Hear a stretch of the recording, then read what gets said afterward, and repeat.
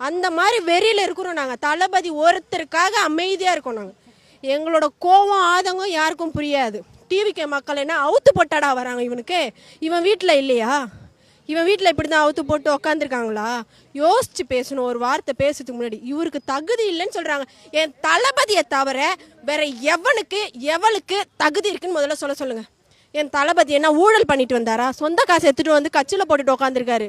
மண்டபத்தை விற்றுருக்காரு. நீ வடபழனி இல்லை. இவங்கெல்லாம் எதை விற்றுட்டு வந்தாங்க?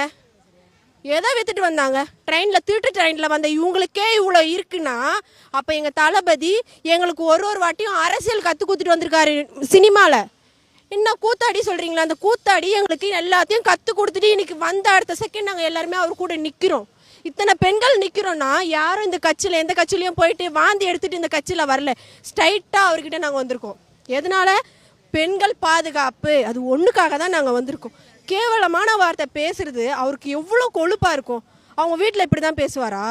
அப்போது டிவிகே பெண்கள்னா இவர் என்ன நினைக்கிறாரு?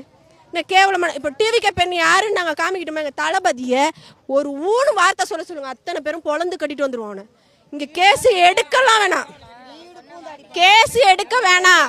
நாங்கள் சொல்கிறோம் கேஸ் எடுக்க வேணாம். பெண்களை பற்றி பேசியிருக்காரு, தமிழ்நாட்டு பெண்களை பற்றி பேசியிருக்காரு. நாங்கள் இதில் தமிழ்நாட்டில் இருக்கிற ஒருத்தரும் ஒரு நாளும் இதே ஊரில் பிறந்து வளர்ந்துருக்கோம். ஒருத்தரும் ஒரு மாதிரி இருப்பாங்க. ஒரு ஹஸ்பண்ட் வந்து இன்னைக்கு அனுப்புவார், அனுப்ப மாட்டார். டிவிகே கட்சியில் எங்கள் ஹஸ்பண்ட் எல்லாரும் நம்பி அனுப்புகிறாங்க.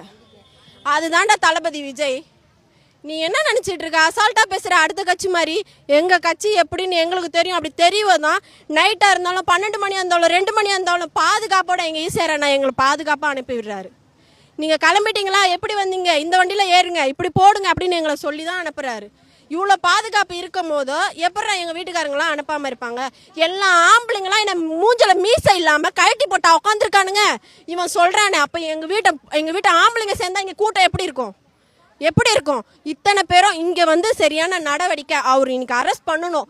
எங்கள் பெண்கள்கிட்ட அவர் பகீரங்கமாக மன்னிப்பு கேட்கணும். கேட்கலன்னா கண்டிப்பாக நாங்கள் கொடுக்க வேண்டிய அடுத்தபடி அடி வேற மாதிரி இருக்கும் அவருக்கு.